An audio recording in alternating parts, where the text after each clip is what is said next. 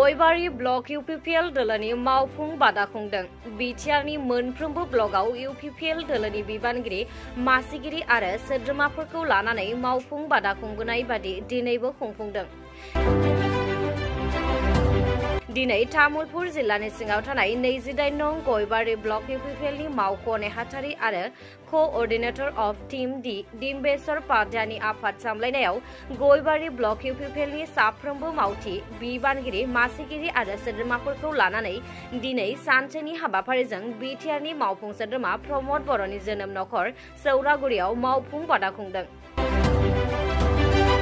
बे ब्लक थाखोनि फोरोंथाय मावबादा हाबाफारियाव बाहागो लायो एमएलए जयन्त बसुमतारी, इउपिपिएल लाइमोन गांखंनि नेहाथारि कुणाल रय, सेन्ट्रेल फार्मार सेलनि आफादगिरि नेरखां खाख्लारि, सेन्ट्रेल वुमेन विंनि गाहाय नेहाथारि मुर्शिद बेगम, सेन्ट्रेल टी सेलनि आफादगिरि लाला स्मिथ खुरमाखर, सेन्ट्रेल इउथ इउपिपिएलनि लेङाइ आफादगिरि जोहोलाव बर', सेन्ट्रेल ओबीसी सेलनि लेङाइ आफादगिरि थामोन खयराला, सीडब्लिउसीनि सोद्रोमा सदागर बादशाह आरो बोर्ड कमिटिनि कनभेनर बर्ज केआर बसुमतारी दिनैनि फोरोंथाय मावबादायाव बाहागो लायो।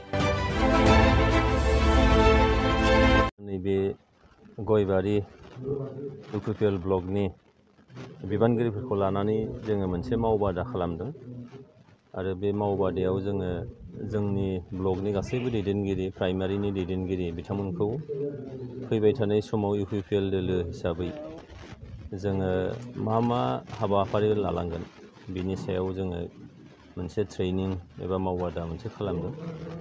जों बयबो मिथिगौ जे दिनै बिटिसिआव जोबोद मोनसे गोजोन थासारि फैबाय आरो बे गोजोन थासारिया जोंनि मानगोनां बयजोंबो मानिजाग्रा सिबिजाग्रा प्रमद बर' दैदेननाय चिफ महरै फैनायनि उनाव आरो बिटिआर सुक्ति जानायनि उनाव दिनैहाय बे गोजोना निस्सय फैदों। बेजों लोगोसेयैनो गोजोननिल' नंलिया, दा बयबो हारि माहारिखौ जौगाहोनांगौनि थाखाय, गोजोन खौसेथि लाखिनांगौनि थाखाय आरो जोंनो बड'लेण्डखौ पिसफुल, ग्रिन आरो स्मार्ट बड'लेण्ड खालामनांगौनि खाथिराव जोङो जोंनि इउपिपिएल दोलोनि साफ्रोमबो बिबानगिरिफ्रा बे बाथ्राफोरखौ मोनथिनांगोन जे दिनैहाय जोङो इउपिपिएल हिसाबै जोङो खालि मोनसे साननाय बा मानसिफोरनि मोनसे धारना जे इउपिपिएल होननानै बुङोब्ला दा बुंनो नागिरदों जे बबेबा मोनसे हारिनि थाखायल' मावो नामा, बबेबा मोनसे हारिनि थाखायल' सानो नामा, बे मोनसे सोंनायाबो मालाबा सिखारनो नागिरदों।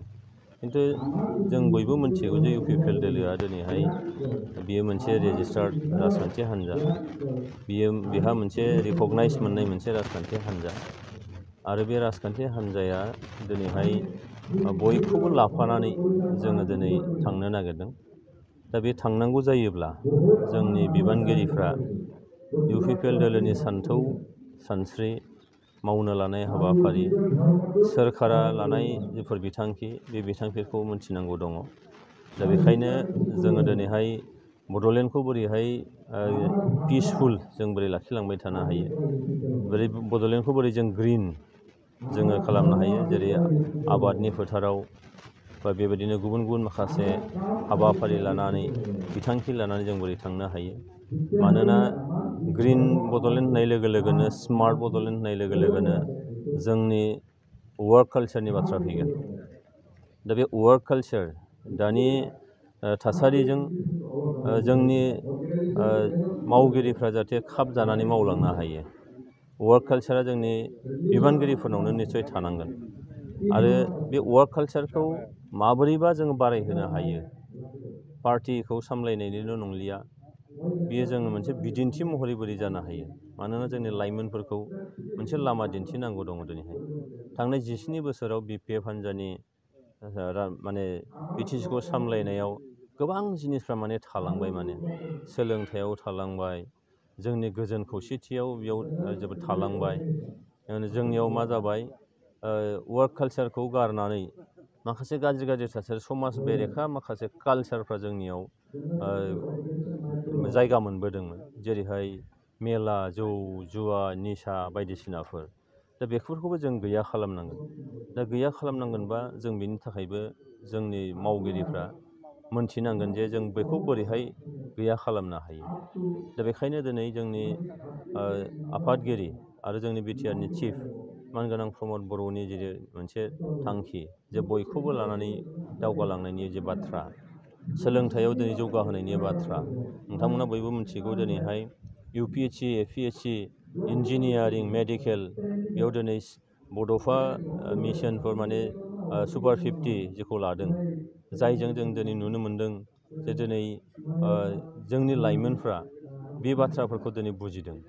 सिगाङाव BPFनि समाव बुंदोंमोन जे जायफ्रा प्रिलिमिनारि पास जायो बिथांमोननोसो राङारि मदद होगोन।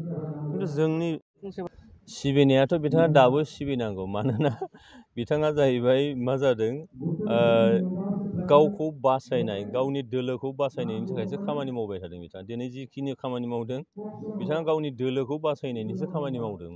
मानोना 17टा MCLA देरहानानै सरकार दानो हायाखै।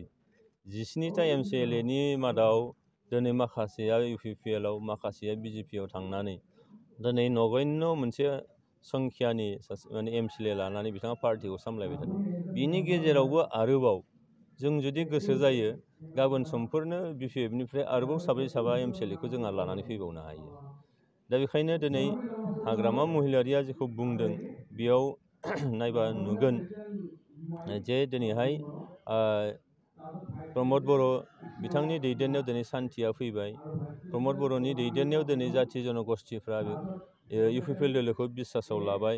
प्रमद बर'नि दैदेननायावनो दिनै नोंथांमोना मिथिगौ जे गुसाइगाव बायदि समस्तिखौ जोङो 2021नि जेनेरेल इलेक्सनाव जोङो 10,000आव जेनदोंमोन, बेखौ बाइ इलेक्सनाव जोङो 28,000 बांसिन मोननानै जों देरहाबाय। तामुलपुर बायदियाव 58,000 जोङो भट मोननानै देरहाबाय।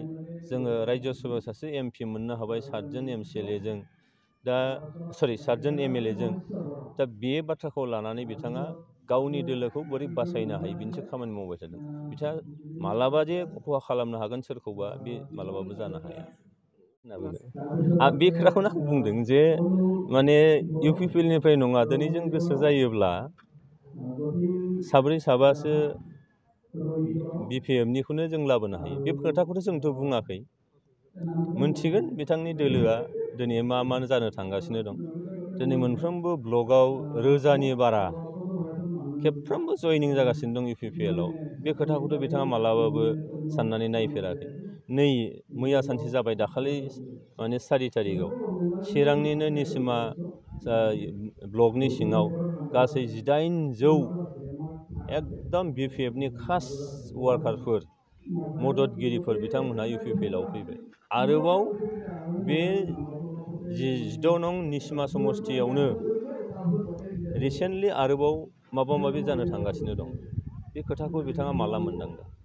दा बेखायनो बिथाङा बिराद मोनसे धर्म संकटआव दं गावनो।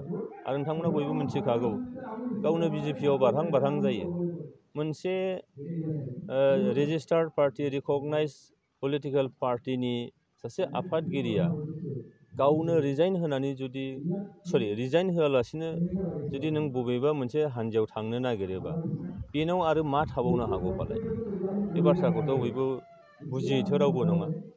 बेखायनो हाग्रामा महिलारिया गावखौ बोरैहाय गुरुत्थ' बोरै मोनफिननो हायो, गावखौ बोरैहाय बासायफिननो हायो, बेनि थाखायसो बिथाङा नांगासिनो दं।